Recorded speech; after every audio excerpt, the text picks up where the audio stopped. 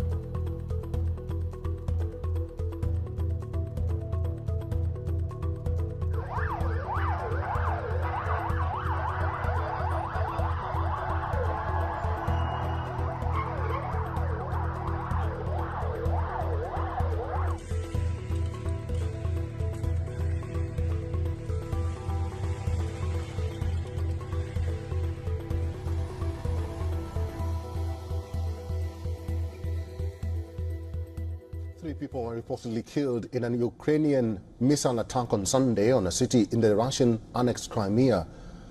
The dead include 2 children, while over 100 others have been injured. Fragments hit beachgoers in the city of Sevastopol after at least air defenses intercepted 1 missile, and that's according to officials.